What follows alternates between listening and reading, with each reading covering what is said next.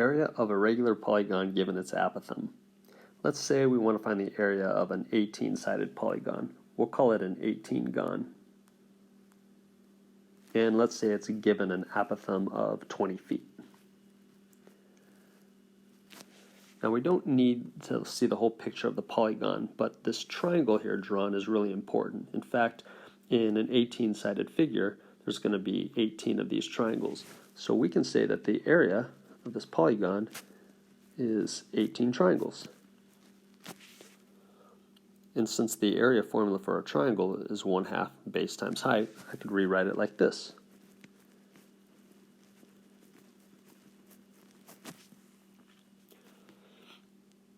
Now looking at our picture, we notice that the base of the triangle, the whole base, is the letter S, where the height of the triangle is the letter A. So I'm going to substitute those into our formula over on the right. And instead of 1/2 base times height, I'm going to make it 1/2 times S times A. So let's see how much of this formula we already have. If you don't like the 1/2, you can convert that to 0.5. The side measure we're going to look for. So I'm going to open up some parentheses and fill that in a minute. And the apothem is 20. So we only need one piece. Okay. Well, first thing we're going to find is that angle up at the top of that triangle. We need that angle so we could use a trig ratio for that right triangle. So we're going to take 1/2 times 360 divided by n, where n is the number of sides of our polygon.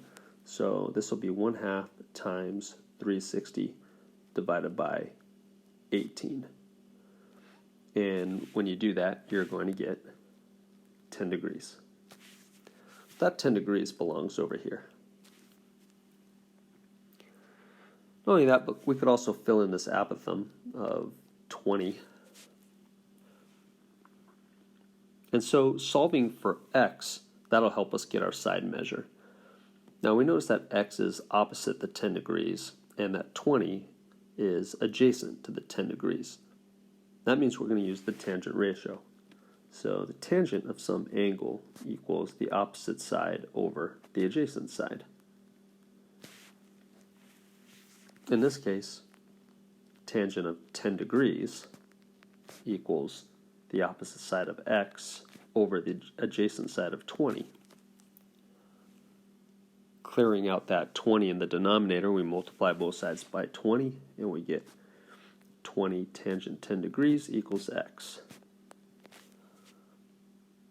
Putting that in your calculator and using a pretty good estimation, you could say that's about 3.5265, somewhere around there.